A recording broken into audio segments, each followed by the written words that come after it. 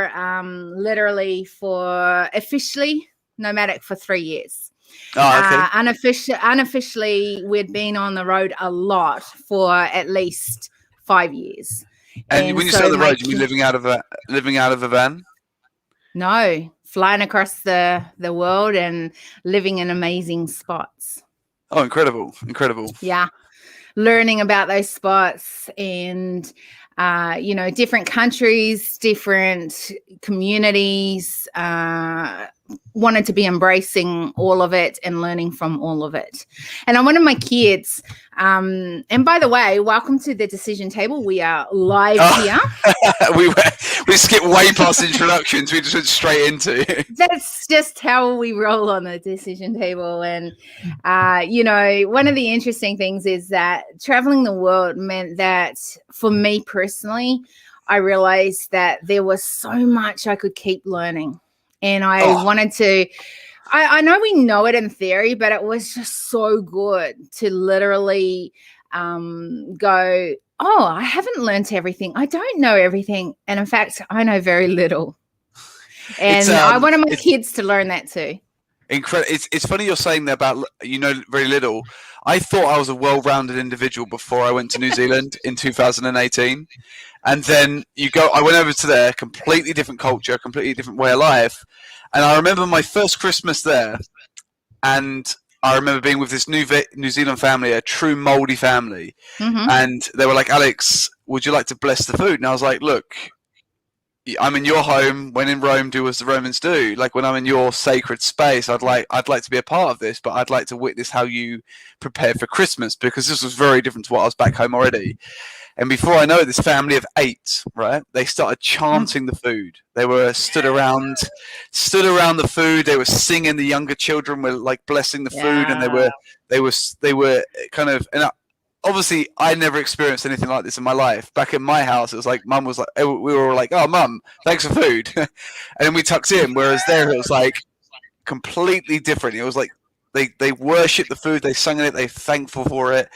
And I was like, it just opened my eyes to like, wow, like if I've done one thing one way, what other way could I do it? How else could I expand and grow? And it just opened my eyes in 2018.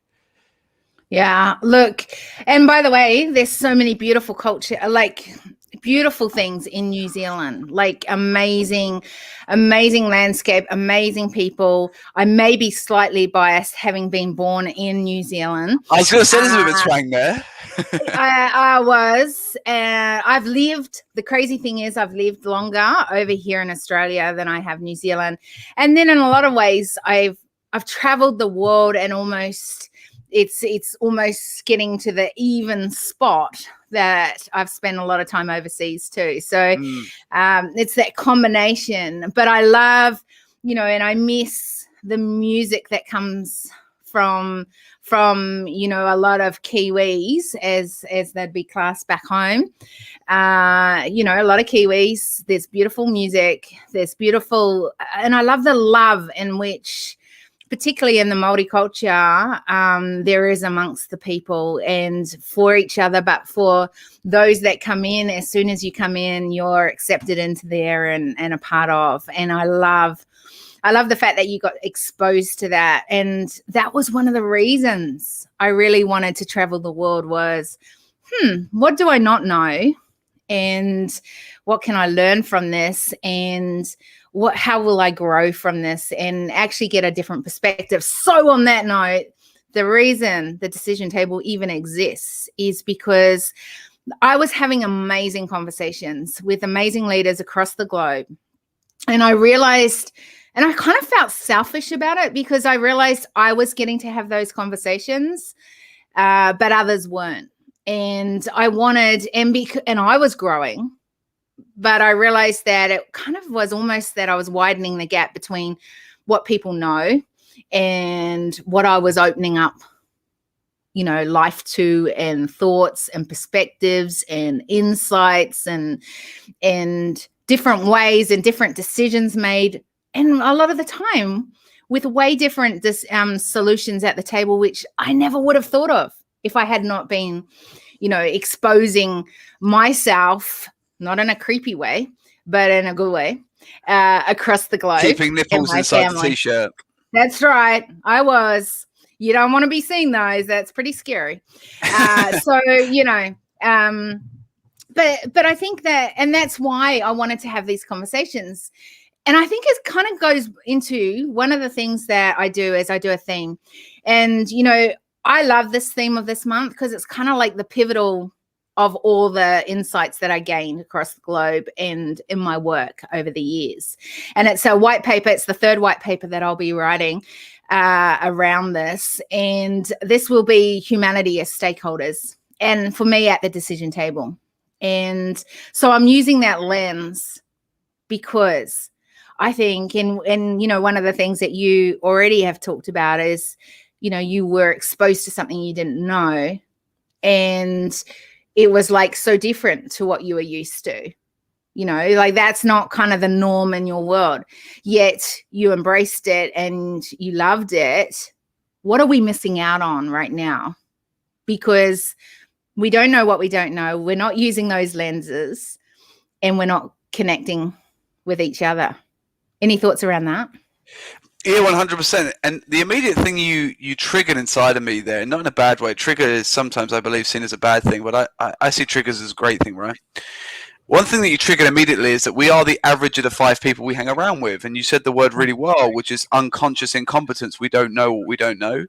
Something that the moldy culture has certainly opened my eyes to was that you are the average of the people that you hang around with, right? When I found...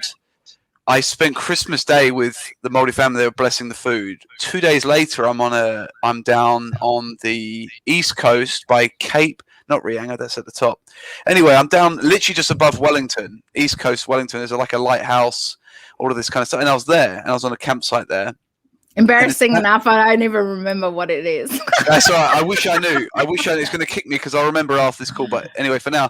But I remember pulling up into a campsite and there was a family there having their annual family holiday. And to me, it was just a couple of people sat with camp chairs, with some tents, with having a few beers, which is a normal thing in the campsite to me. But to this particular family, they had managed to save up enough money to drive to the coast. They had a ham. They didn't have turkey. They had a ham. And they were like, we're blessed and lucky that we've got this food. Yeah. And by me spending that time around those people, it suddenly made me realize that my life back home, entrepreneur, running companies, starting with branding, marketing and sales, moving towards videography and storytelling, I had so much abundance that I took for granted. Like I had this van that I was driving. It wasn't the best van, but it was a nice van. I had a full tank of fuel everywhere I went. I had a good supply of food in the back of the van. And I just saw this as normal. This family turned up. They were grateful for the fact that they had a ham and some beers to drink and their family were alive. And it took me for a minute just to go, whoa, you have to be around. The reason I'm saying all of this is because I believe so strongly you have to be around people that are aligned with your vision. But you also need to remember and have access to be able to be understanding where you came from. Where do your roots come from? What did you start from? Where are you at right now? And I thought that would kind of relate to where you were going with your just point, and I hope I've stayed on topic there. Dude, by the way, there is no topic here. There is just literally a conversation. And I think that's how we evolve. That's how we learn and realize that leaders across the globe, we don't have it all together. We don't have it all sorted. And in fact, if we continue to do it the same way, so my first month of this year was spent having many conversations around the lens of what I call the need for a new approach to leadership. It's the number one white paper. I've got 3 white papers I've got to be writing, and that's the number one white paper that I've started. And it's all around this fact that if we keep doing it the same way, we're going to keep getting the same results, right? So part of the reason we're having these conversations is that I want people to come on here with different lenses, with different perspectives, and have a conversation around it, because I think we have to be open to have these conversations to learn, oh, that's what you're thinking, or that's how you do it, and then go, how can we now take that and do something with it to bring change across leadership, right? So there is no judgment zone here. There is no agenda here, except that we're having a conversation. And there is one question that I will ask at the end of it, but that is the only thing that is the same on every decision table. Why? Because it's funny you say, because it's like we have to be aligned to the same vision. I totally agree. And it's something that's come out of a lot of the conversations is the importance of the vision of where you're going, and then getting people as a collective to join in with that vision. The interesting part of that, and the next piece of that I find kind of fascinating and I'm really curious about, and that is how do we bring different distinctions? So just because, and how do we know that we have that same, and so here's the thing, how do we know we have that same vision if we don't have a conversation first? And where I'm going with this is, the reason the lens for this month is on humanity as stakeholders, I believe that we are not coming to the table and we're not seeing humanity as first, and then we bring our distinctions. For me, distinctions is the diversity that we bring as a human being. But I really believe we have to get back to, hey, if we could just come and make decisions as humanity, in other words, are we adding value to humanity going forward? Are we taking away from it as first priority? There's the joint vision that we come to the table with. Are you willing to come to the table and at least look at how we can add value to humanity to shift from problem to solution, right? That's what my whole thinking is around this and why it's so important to me. Here's the other piece of it though. Just because I don't look like you, sound like you, maybe I don't have the same cultural background, maybe I'm not growing up in the environment that you've known, that doesn't mean that we can't connect at that table. But what we tend to do, and it kind of went back to what you said just before, which is we tend to go, oh, they must have the same vision, we'll hang out with them. We miss out on so much because we're not willing to have tables that maybe sometimes we even feel uncomfortable on. Any thoughts around that? My point might not go against yours, but it might. You can go against. You can whatever. Like, dude, here's the thing. No. I really want to be clear on this. Here's the thing. We are so used to, in a public arena, to be always agreeing with each other. But no, I'm probably going to disagree. Do we do that? Do we ever do that? Like as friends on closed doors or colleagues? No way. Like we have to learn how to have these conversations, right? So my way of going against you, it's an incredible point, by the way. Firstly, I challenge you and love to have your definition. I love the challenge. Bring it on. Yeah, I'd love to understand. Firstly, what's your definition of leader? Because the reason I say this is back in 2013, I introduced a company. Yeah, I introduced a company called Getting To Phenomenal, where I taught managers how to become leaders and salespeople how to sell with ethics. And the reason I did it is because I'd been in high-end sales, from banking to high-end sales in terms of like commodity goods and things like that, from 17 to 23, which I know is only a relatively low level of experience, only 6 years. But what I identified, well, it's still experience, right? But what I identified in that time is that at no point did any of my managers, be that from leadership banking all the way through to high-end car sales off to whatever else I was selling, no manager ever sat me down and said, hey, Alex, why do you work for this company? It was never in the recruitment process. It was never in the retention process, and everything in between. There was no conversation around it. Now, that's the challenge. The reason I'm going to contradict or go against your potential point is this. I believe that if you don't follow your own dream, you'll certainly help somebody create their own, right? And because we're not arming our children, and this is a general statement right now, I'm not speaking about individual parents. I'm certainly not talking about what you've alluded to with your 2 daughters so far. What I am saying, though, is that because we are never given the tools to how do we figure out our narrative? How do I tell you my story from my core? How do I give a piece of that away to you? Because we're not told that, when we meet people, and I've said this already, we're the average of the 5 people we hang around with. When I meet somebody new, I'm easily swayed by them because of serotonin. I want to fit in. I want you to like me instantly because of serotonin, because I feel safe when I'm amongst my tribe. So I will mirror your body language, either consciously or subconsciously, to be like that, because you're not sure what your narrative is, because I haven't been taught or told how do I create my own narrative. And this is where I'm evolving towards now. Instead of being a branding and marketing and salesperson, I'm a storyteller, and I'll help you share that story. Who are you at your core? Be that a business, be that a private individual, whoever you are, who are you at your core? Why are you on this earth? What would you like to be remembered for? And I'll finish on this final point before I let you answer the leadership question, which is this. A question I ask everybody, and this is the first question I ask somebody when I meet them, is imagine the 5 most key influential people of your life so far at your funeral. How are they describing your life? Yeah. What are they saying that you've done? How are they saying that you've spent your time? It's one of the questions I ask all the time with clients as well. Mate, honestly, it invokes such a better response than something like, okay, what do you want to be remembered for? Oh, I would like to be known that I cared and I served 1 million people. That's all nonsense. It's smoke and mirrors. No. We're at your funeral. You are now dead. Your legacy is now being created, right? The foundations were laid. But is it? Do we wait till we're dead and then the legacy being? See, I would challenge that piece because cool. Let's go. Yeah, bring it on. Whew. No, because that's right. But here's the thing. Like, legacy is what you're leaving every single day because it's leaving behind footprints, whether you like those footprints or not. That is your legacy you are leaving behind. Well, bear in mind,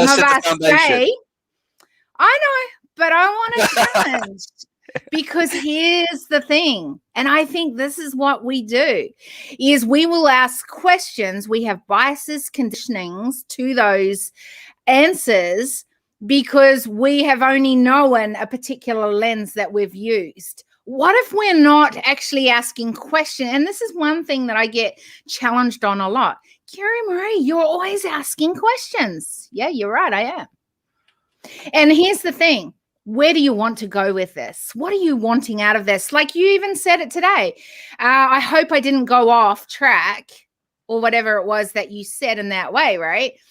There is no track. And that's why I reassured you there is no track on this. I want us to go wherever we're meant to go because I want to gain the learnings that I'm going to take on board from that. And then hopefully be even more effective in what I do in the world, right? Like that's a learning thing. That's not how we're taught. That's not how we're taught, right? Is to think that way. So even as a leader, what is a leader? Well, that's what I was going to say. That's my challenge, right? That's what I said. Who are they? Well, just because I think for me, a leader is anyone that's got anyone following after them.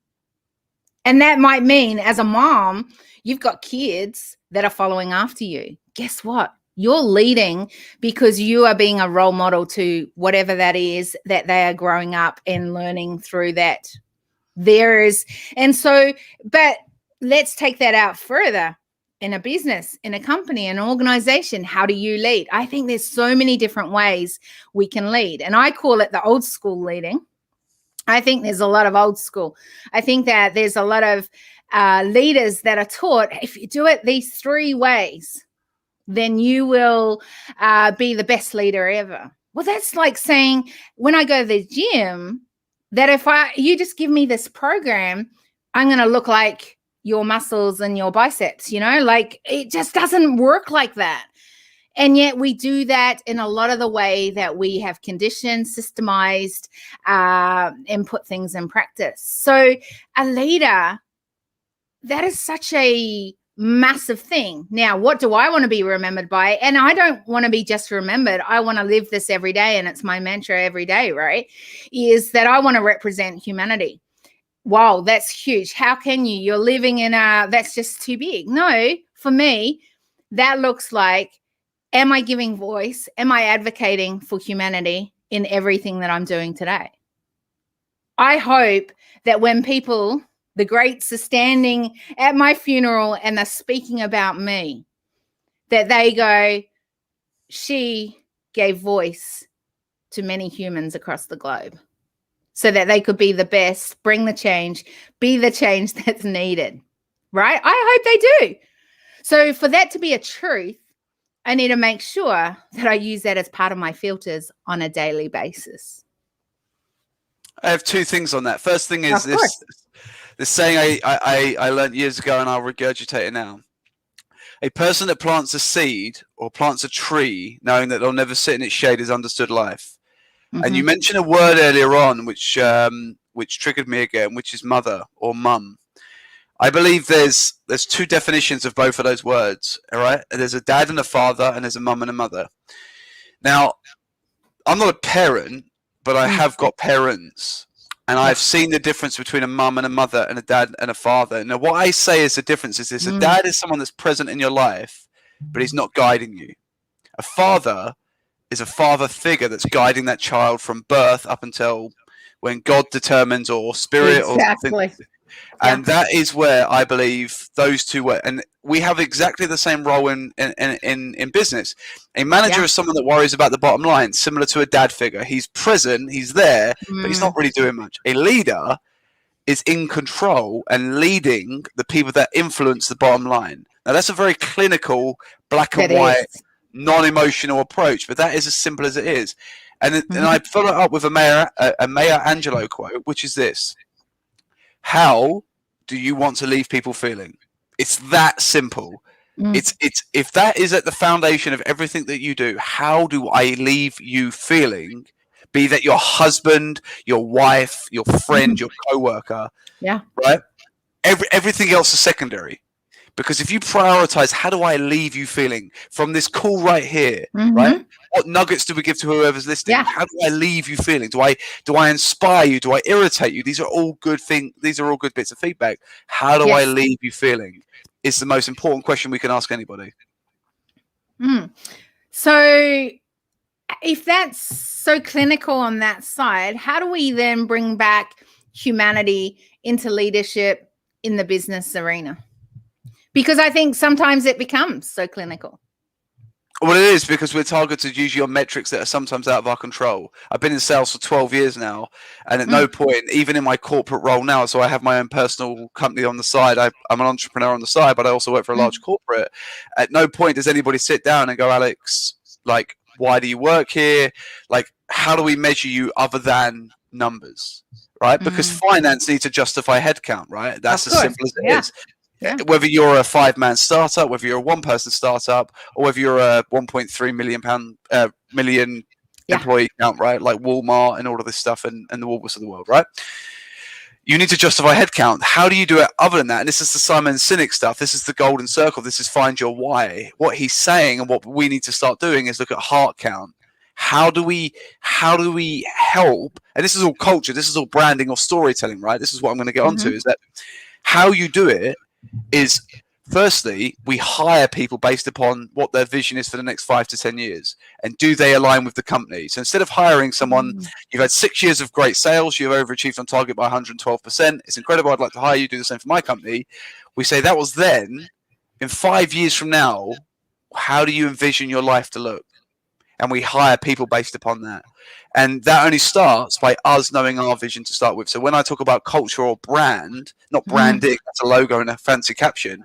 When you talk about what a brand is, it's that feeling of home within inside of our audience. Give you an example. Your children, your husband, right? Do you love that person, or do you love the feeling that they help you create within inside yourself? Is that a question you're asking me? That's your question. That's your question. Do you love your husband, or do you love the feeling that they create for you? I love my husband. Often the feeling he creates isn't the one that I'd want to be having. But the point I'm trying to make is simple. The point of it is, I love it too. So yes, I would say the first one. But the point I'm trying to make is, right, that a brand, and how we do it, back to your original question, is every action that we do is, how do I leave you feeling within inside yourself? A culture or a brand has to create the feeling of home within inside of its audience, within inside of its prospect. Never a customer that suggests a transaction, always a prospect. Always be trying to win somebody's business, always be trying to win their trust, win that vote of confidence, win that feeling of culture and value within inside your prospect. I hope that answers your question. Oh, it's interesting because, culture and sort of old school ways of doing things, like the more, I get it that our measurements have been, but I think that this is where it's kind of like, if we're not careful, the cultures within, and I see this a lot with leadership, that the cultures they've created in an organization, a company, isn't actually what they've necessarily wanted or want to be a part of going forward. And they've gone, oh, actually, this is not where I want it to go. And they're at that transitional time of going, we want to do it different. Now, I understand the whole thing of measurements and we want to know, like, bottom dollar, the finance department needs to have KPIs that are really, you know, going to be easy to track. But I think that if we're not careful, this gap begins to get even wider.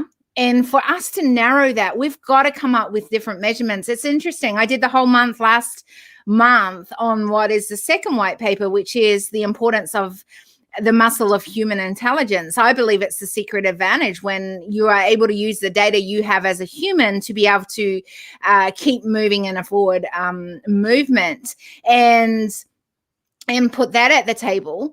Here's the thing.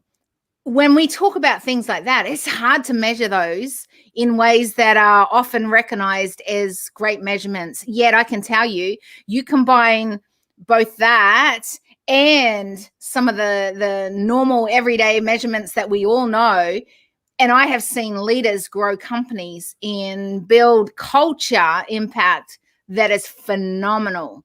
So how do we start tracking those things? Here's examples that have come from these conversations last month. We need to listen more at the table. How do we do that in a way that we're tracking that so that we know that we're listening enough to actually maybe get different things? We need to use different lenses. Here's the thing. When you use different lenses, how do you track that? Because we're so used to only tracking certain lenses.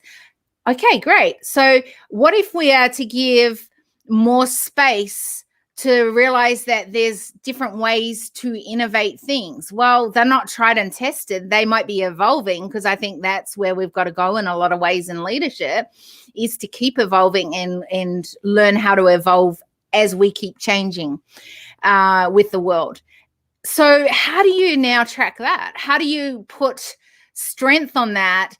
Yet we know, we've seen research-wise, when we're more mindful, when we're more, taking time to work on us as individuals, that then we bring more to the collective. I don't know that we do that well. And I think that this is where it comes back to humanity going, we often rock up to work, whether it be in a corporate space or as an entrepreneur, and we turn up as all of a sudden that's all we are. But we're not. We're whatever that was, that person that woke up this morning, dragged themselves out of bed, got to the desk, and we're seeing it only as like broken kind of pieces of it, not as a whole. How do we track that? How do we measure that? How do we now bring in leadership into organizations and businesses and companies where we are looking at the whole human as a whole? So these are incredible questions, and I feel like I've heard 4 questions there. The first thing is I heard the word listen, right? So I heard the word listen, and there's a wicked saying, which is listen to understand, never listen to answer. So most of us, when you're speaking, I'm sitting there thinking of the next thing to say, and you can see when someone's doing that, because they'll be like, and they're trying to get a word in the minute you stop talking to take a breath for a second, right? And that's when someone's listening to answer. Someone listening to understand is when they can say all 4 questions back to you, and they can answer them. How do you get leadership comes from one thing, I think, and that's vision, right? Why is the company, and this is just from a very company point of view to start with, then I'll go to the human thing. Because I'm going to go in ranking of importance. In terms of companies, the least important, the people that run the company are always the most important topic, and the final thing to talk about. From a company vision, whoever the leader is, be that her or him, they need to be laser focused on why that company was established and why they are still in operation, why they're still operating. Because if you can align your core company culture and why you exist with your recruitment process and the talent and the resource that you're bringing into that company, they need to align with the vision. They need to align with where is that company going, right? It's not because we want to be the best product provider or we want to do this. No. Why are you here? What gap, what niche, what fulfillment are you trying to do? And why did you see the need to do it? Because then when you hire people based upon that, you won't be hiring people based upon past experience, but you'll be hiring them where they want to go. So then if you can each day be aligning with that, people won't be doing what you said about dragging themselves out of bed and getting on the train, and they'll be excited about it. They'll be like, shit, I'm working towards that goal. and I have been approached by XYZ down the road, and they're going to pay me $5,000 more, I don't care, because they have got my better interest. I want to be a part of that vision. So even when more money, because if you look at Maslow's hierarchy of needs, money is like third, maybe fourth up on it, right? We want security, we want safety, right? We want the feeling that we're actually contributing to something and we're safe in that environment, right? Money's very, very high on Maslow's hierarchy of needs. In addition to that, we need to give our teams, our children, everybody the tools on how do you tell your narrative, how do you tell your story, and then if anything doesn't ever align with that, to say, look, I don't hate you, but I love me too much. I love my vision too much to sacrifice it to go after something else. And that's when we change it. Like, I've been in situations where I've earned stupid amounts of money for what I've done, right? Yeah. But I've always thought, when will it be enough? At 25 years old, I lost a lot of that money and got really screwed over both in business and personal life. And overnight, I had to shift. I had to change my measurement of success. Yeah. And that's why I had to go from how much money do I make to how much of a difference do I make? And that leads to one question, which is, how do I leave you feeling? And that's how I got onto it. So is that where the story came into it for you? No, the story came into it when I was 12 years old, and I witnessed a mother that wanted to be loved a certain way, but never could articulate it in the right way to the man that couldn't receive the right information. So I had two parents that clearly loved each other. They stuck by each other through thick and thin, but you had two parents that wasn't sure how to communicate truly with the other to say, look, I need you to meet me here right now. I need this level of support. So it ended in a lot of altercations, a lot of arguments, and at times separating for a little bit of time. That's when the seed at 12 years old was planted, that communication is the most fundamental key or tool or trait that we as a human being can have. So if you can communicate yourself and your story and your why right, or yourself right to somebody, everything else is secondary. Do you think we do that well in our society today? No way. Well, communicate? No way. Yeah. Listen to what you said. Not to pick you apart, but listen to what you said to me on this call. You can pick me apart anytime. No, but you said to me on this call, there is no agenda, there's no expectation, there's no everything has an expectation. When I came onto this call, when we agreed to speak 4 minutes before the call, there was then an expectation. There's an expectation of everything. The problems come in is when we don't clearly articulate that expectation. When we hire people, we throw numbers. Okay, so what was the expectation? Tell me. Well, no. I'm literally just making an example. I don't know, because I haven't asked you what the expectation is, but there will be an expectation from both sides. I literally have no expectation, except that, here's the thing. I set myself, last year was an interesting year for many people across the globe. And, being heavily involved with leaders across the globe, one of the patterns that I saw was the fact that there were many feeling isolated.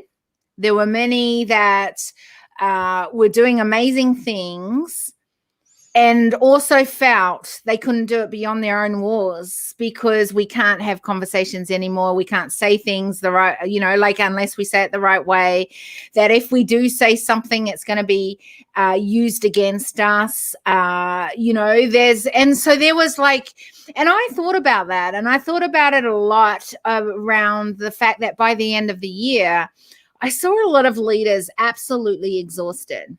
And I mean exhausted, and myself included. We were giving out, the pandemic hit the world, and we were giving out a lot in our own communities. And I think by the end of the year, there was not much left in the tank. And I thought, I don't want to do another year like this. What would I need to do, or what can I do that's in my hand, and that I'm not asking for anything else beyond, except that I just wanted to listen and to create a platform where we can have a conversation, and wherever that takes us, whatever that is, that we can know. And out of these conversations, some amazing things have come out of it. I had no idea. Honestly, when I began to do these on a daily basis, I was doing them odd times over the years, but when I became just saying, I'm going to do a conversation every day, because I know that's something I can do, it's in my hand, with another leader across the globe, it has changed my world in ways that I never thought would happen. Because I literally, this was something I felt that I could do for others rather than it was something that I had an expectation. Now, out of this has been interesting because people have gone, oh, what would you like me to make sure that we get, said on this? And I go, don't worry about it. We'll just have a conversation like you would if you're having a cup of coffee at the same table right beside each other. Like, we don't have an agenda, like, unless you're going to a sales or, you know what I mean? Like, play with me on this one, right? Like, we don't tend to have, if we're just meeting with someone, we don't tend to have that agenda right from the beginning. Oh, I don't know where I want this, but I'd like to have this. Maybe we do. I don't know, but I don't. There are times that I do. I need to connect with that person because someone has said to me, that would be a great person to connect with. Let's have a conversation and see where that goes. I get those moments. But I really do believe we need to curate spaces right now where there is no agenda, except that I just want to connect. I want to hear. I want to see where we go with this. I have no idea. And that's where this came out of it. So I get it. I get that there's agendas, but honestly and truthfully, from my heart, like, there was no agenda coming on the decision table or starting these conversations. I'll give you, firstly, that is incredible that you've been so authentic. I don't like that word. It's incredible that you've been so real. So Thank you for sharing that. Something I'll just share, right? I'm of the complete exact same opinion of you, that I just want to go into something. I got a real good friend of mine, and in fact, I live with him, right? Started a company together. He calls it co-elevation. How can we just have a conversation? How can we have a conversation? Where can we both leverage each other's experience out of that conversation? That's not maybe the way he would word it, but that's the way I've seen it. I am creating what I believe will be a very strong branding, marketing, and sales model delivered as storytelling. So what's your story? Let's share it. I need a marketing person, right? That I just want to be able to create the video, capture the video, tell the story, which I'm very good at, capture it, edit it, give you the content, and then you just do whatever, and I pay you, and it's really, really good. I've reached out to what's probably best part of 120 different people to try and plug in either side of that. These are all people on Instagram. I've probably sent about 120 different DMs, right? Saying, hey, I've seen some of your content. I really, really like what you'd like to do. I'd like to invite you to a quick conversation, to have an exploratory conversation. Very, very basic. No salesy at all. Nothing like, just to let you know I'm charging this much to my clients. I'd like to give you this much of it. I haven't even led with money. I've just led with a why. Everybody's read it. 119 odd people that I've sent it to. Everybody has seen the message, right?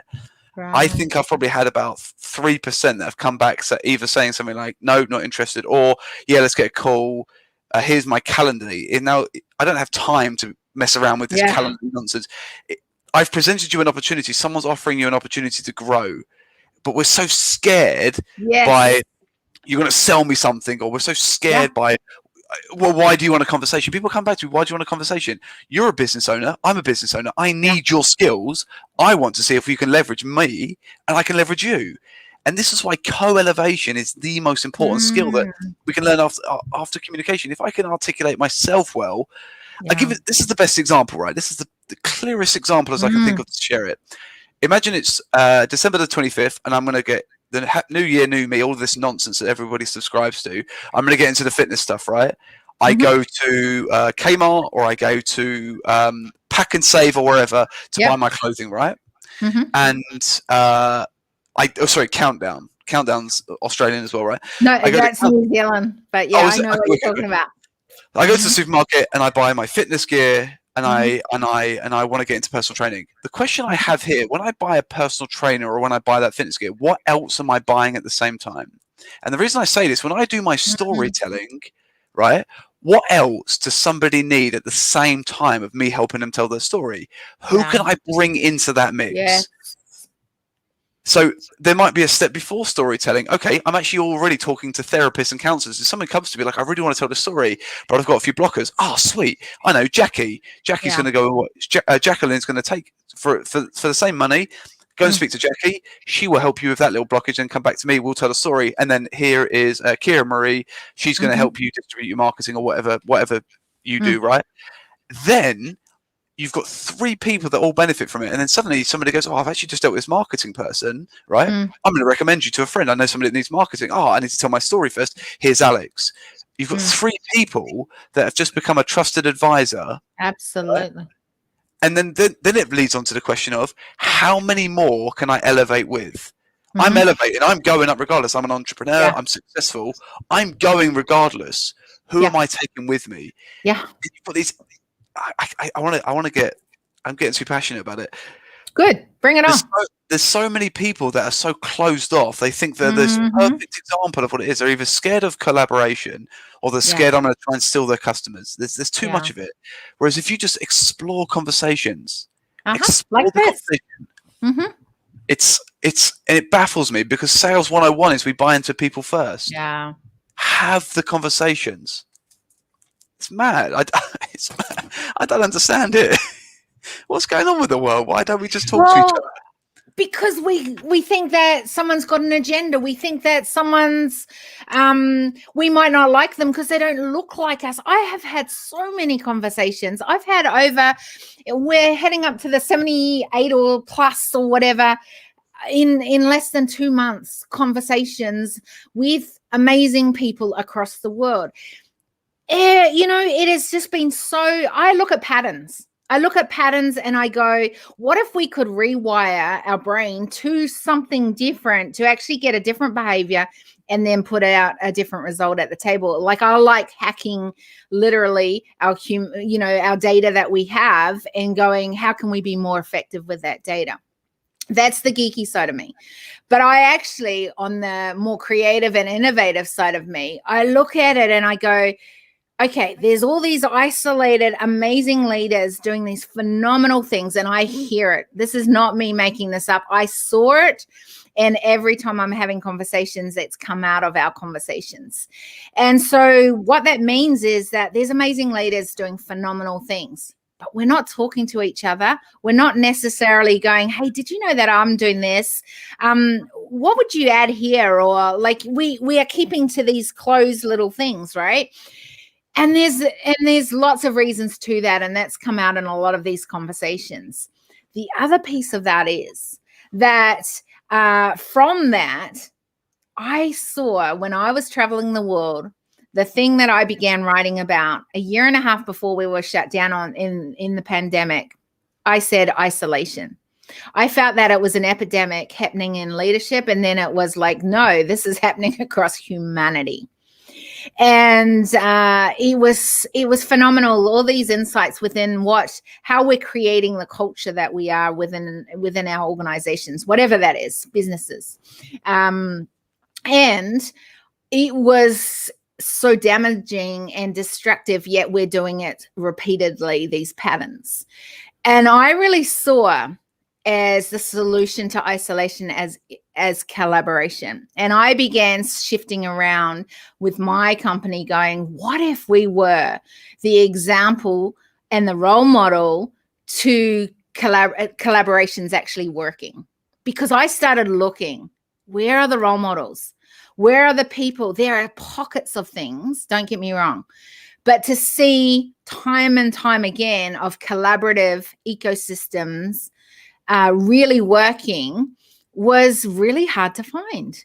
And I go, I want to smash out all the patterns and figure out how we can build a collaborative ecosystem through partnerships. And so that became a huge focus and vision of our company.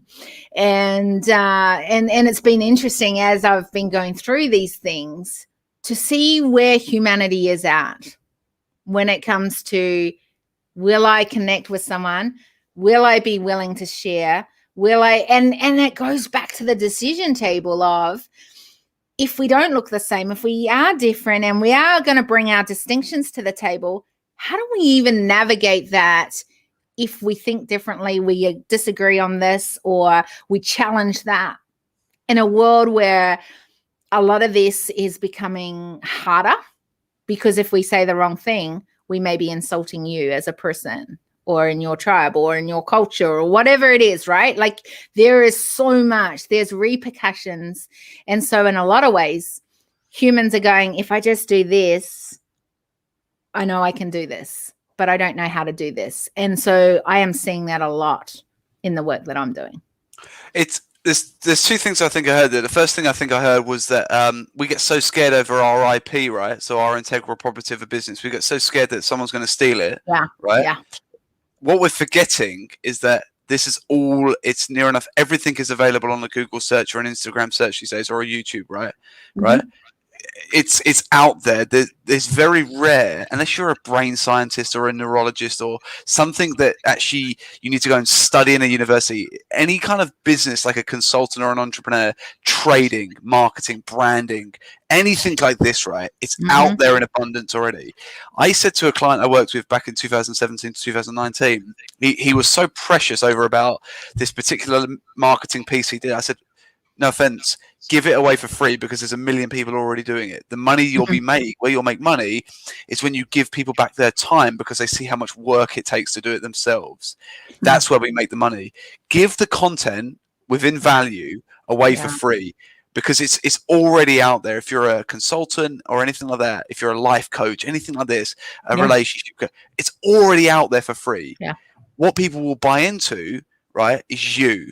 And this is why I'm so hot and why I'm moving towards tell your story, because what we should all be, especially in our space where we're consultants and we're relying on all of this stuff, we need to sell ourselves so much more before our service. If I led to you today with, oh, I'm a videographer, I do storyboarding, I help you tell your story, and I'll fly to Australia and I'll be there and we'll tell your story really well and I'll find your ideal client. You're going to go, oh, brilliant, how much is your price? You know, and I'm going to say, oh, well, I'm £750 a day or about $1,500 a day. Is that okay? And you're going to go, thanks, I'll think about it. Whereas if I told you and shared my story and you reached out to me because you're like, Alex, the way you authentically spoke about never being given the tools from 15 to 17 about how to tell your story. At 17, you identified that you needed to change because you were going on the wrong path. And you started asking yourself what your personal narrative is. I want to be a part of that journey. I want to be on that journey with you because I want to tap into that experience. When can we start working? It's such a better conversation. It's so stronger, but we get so scared and we sell on features and benefits. We're like, oh, I'm the best this, I'm the best that. No, you're not. There's someone out there. There's always someone better. There's always someone better, right? But there's no one with your story. Correct. And it's like, there's no one with your story. So what we need to do in one answer, I believe, is shift the focus away from, okay, what do you do to why do you do it? Or how do you leave your customer feeling? That's where we should start. So wait on with that. Say that again. What do you do? What was that question? Instead of what do you do, right, where it's features and benefits, either why do you do it or how do you want to leave a customer feeling? If you lead with one of those two questions, right, I want to leave a customer feeling like this. Okay, let's explore that. What is it about that feeling that you'd like to create and why do you want that? Well, I remember this time this. Now we're getting somewhere wicked. Okay. So why do you want to now recreate that? Oh, because I experienced this before. You're in the sales area. So why, if I'm talking about why it's important to me, you know that whole rule around, hey, we've just got to get why it's important to the client or the customer or like, because they don't care about you. They just care about that you're answering a solution to their problem. How do we bridge that gap between those two things? You start with a story. You start with why you started. You start with a testimonial. I don't even want to listen to that story because already, like, I don't know if I'm going to relate to this person, right? Like, there's no connection because I haven't moved into what they like. You haven't pricked up my ears because you haven't even pressed on something maybe at the beginning of your story. Well, so that's what I'm saying, right? This is, I get what you're saying. You're not talking about marketing, which needs to fall under one of three categories in this order, which is you need to connect to your audience to start with. You then need to create a how to solve that problem or how to get that. And then you need to give a call to action. So stop. Think of those three things and then put that into we're just having a conversation at a table. Well, so firstly, you'd say something like you would identify a trigger, right? So you would understand, like, because this is why you need to get your story right. Because who's your then perfect persona? Who is your ideal customer? What are they? What are their 2 a.m. problems, right? So we've jumped all over the place here. So I'll go back a second. Once you get your narrative right, your story right, you then fill in, okay, who's my ideal prospect? Who's my ideal client? What problem do I solve? At 2 o'clock in the morning, when they're not sleeping, their wife or husband's upstairs, they're downstairs because they don't want to disturb them. What problem am I solving for them? And then your value proposition comes in. Okay, how do I solve that problem? And what's the privilege of price that I charge that prospect for, right? And that's why I say prospect, and all you move it is from a prospect into a paying prospect. You never have a customer ever again. So we've jumped all over the place, but the first thing you need to do is, okay, who am I? Why do I care about what I'm going to go and do? What problem do I solve for you? How do I solve that problem? And then that's where the connect. How do I connect to my audience? Which is, okay, do you struggle with this? Okay, this is how you solve that problem. This is how I can help you solve that problem. Where do you want to fit into my process? That's how you do that in very, very high level. Does that answer your question? Yeah, see, the only reason I challenge that is because I think that we are still, if I go back to something I said at the beginning, and that was that I think we need to bring humanity back as stakeholders. And when we do that, we bring humans back as a whole, not as individual segregated kind of moments. In other words, what you're doing in the sales area, that should stand true and align with what you're doing as telling your story or getting the story out. If it's truly part of, and part of what I do as a global advisor and strategist is literally, I've also created a thing that's built on patterns around your decision DNA, and it's neural pathway training stuff. And it looks at the decisions that you make and how we can choose to go this way or that way. It's kind of like, do you remember as a young person, I don't know, but I read stories called Choose Your Own Adventure.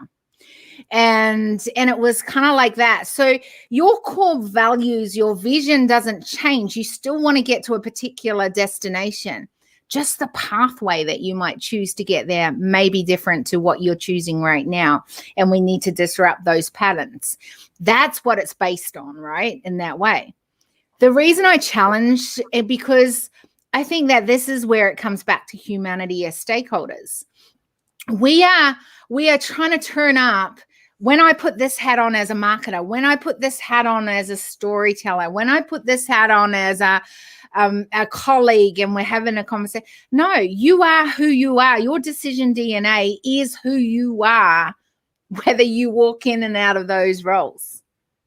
It doesn't change. So I think the problem that we have is that the tension happens because it's what you said earlier, that we need to be aligned with our vision. And a lot of the time when we're trying to do some of these other roles, it's actually not aligned with who we are as a human being. That comes back to the recruitment piece that I said earlier on, is we join a company because they're the best of this or they're going to pay the most of that, which those things that become secondary once you're in. And I've experienced it myself. I used to work for Audi, for example, the car brand, right? And I joined the company on one thing. I was like, I just want to drive Audis for a living. I got the job because of my passion alone, right? How naive is this? 22 years old. Yeah, driving Audi cars. When I was in the company, I was working 7 days a week, minimum 10-hour days, right? Because I wanted to hit bonus. I wanted to drive RS products. I wanted to do this, and this. Yeah. Once the money goes, once the cars are given to you and the novelty wears off, I remember a day, right? I share a quick story. I remember a morning I got paid £10,900 take home, right? It's not bad money for a 22-year-old guy. Right. And I remember thinking about it in my account. I remember looking at it and I remember thinking, okay, what now?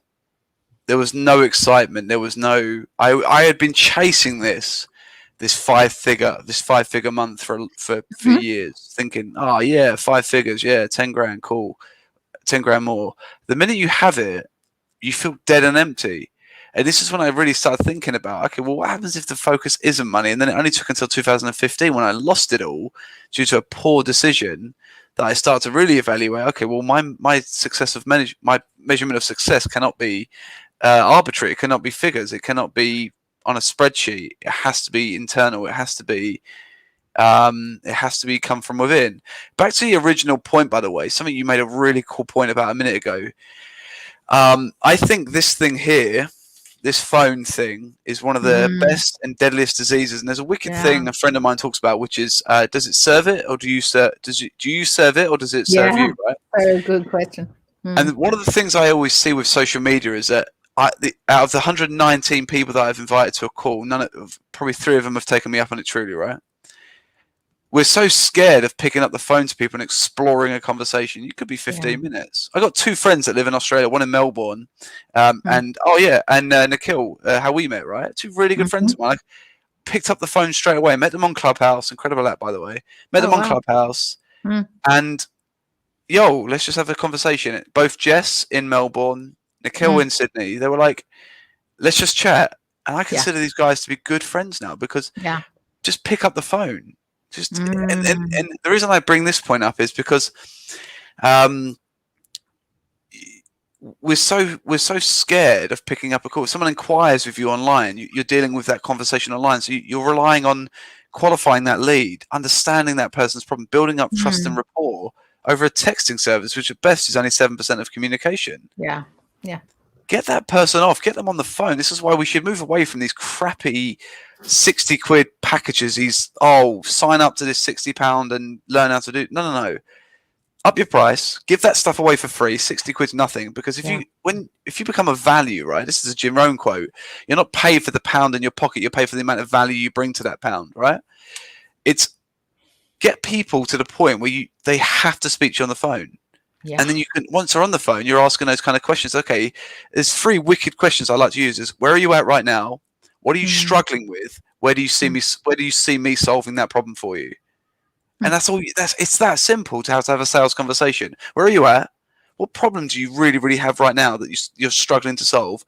What would you like to see from a third party to come and solve it for you? I'd like to go and do X, Y, and Z. Sweet. Okay, cool. I can engage with you in 3 different ways. It's so simple. But yet. And we've got people that are coming through now they're 22 years old, that are marketing gurus or what these self-acclaimed life coaches and all of this stuff that can solve all your problems, but they won't pick up a phone to me. So how do they know? How do they know? No, I'm stopping because I'm just listening.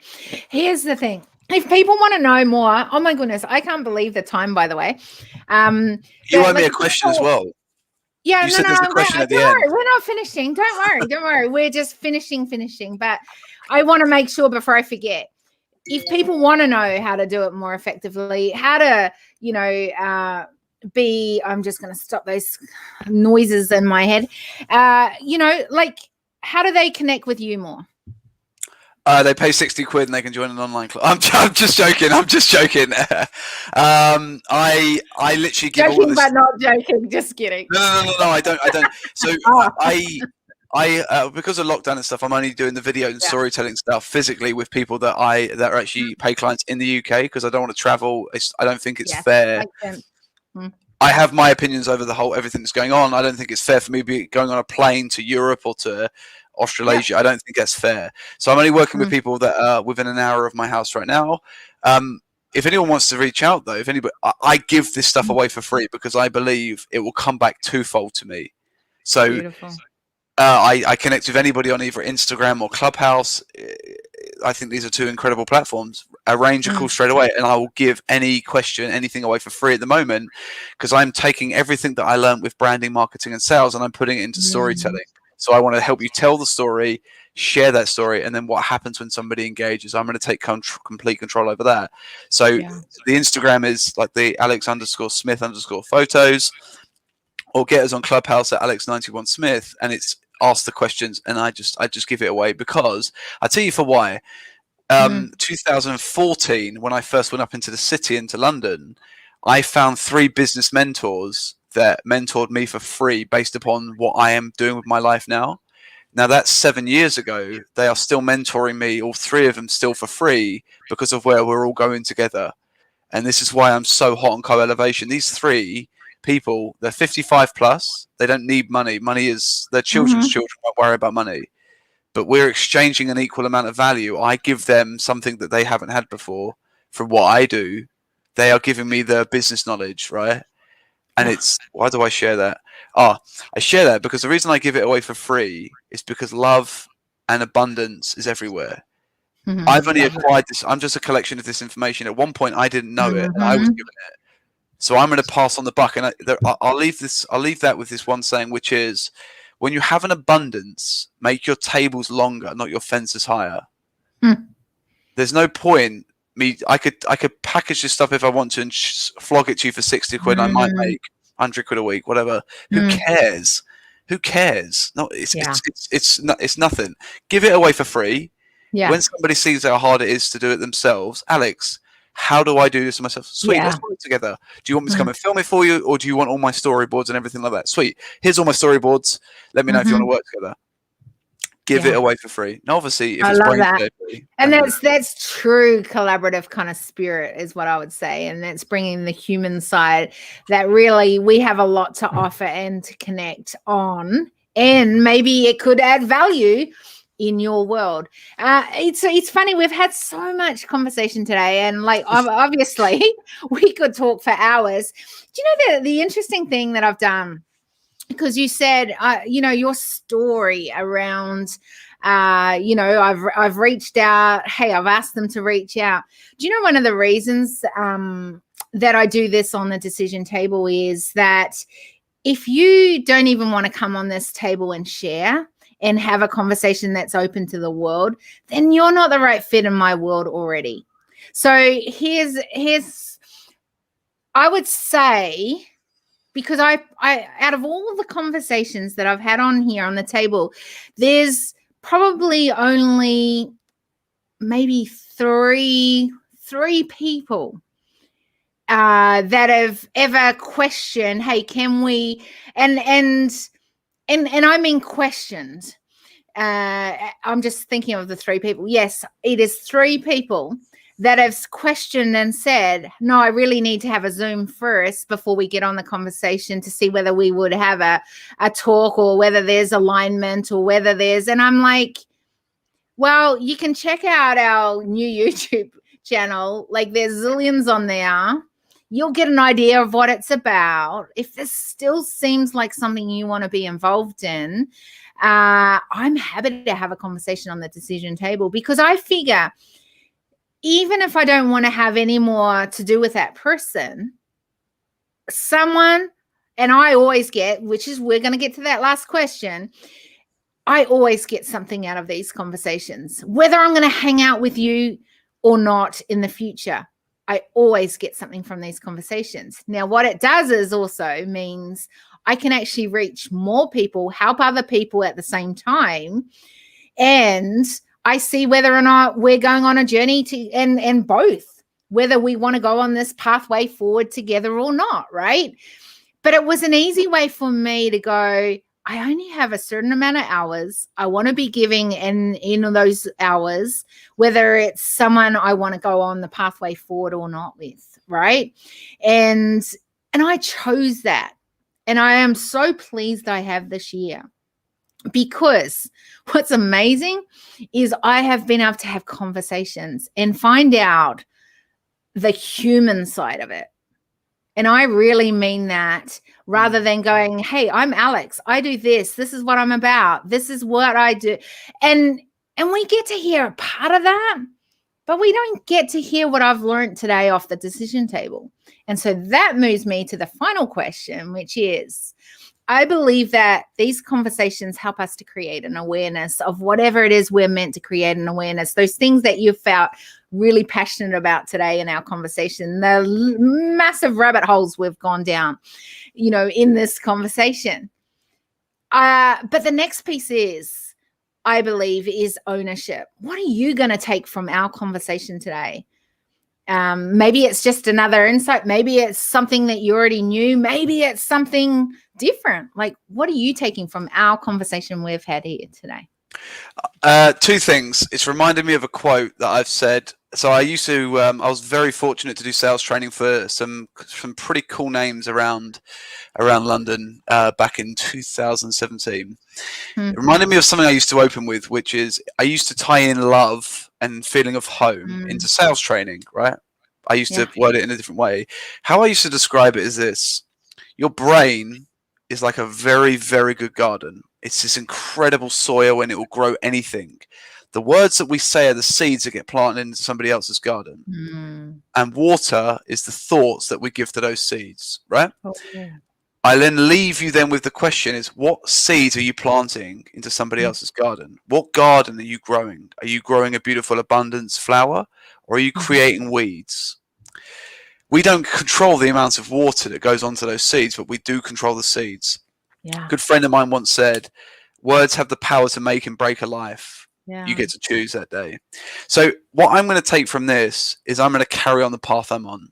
The fact that you're doing what I'm doing, creating space for people to have a voice, because basic neurology teaches us, basic communication teaches us, everybody wants the feeling of importance. Everyone wants the feeling of value.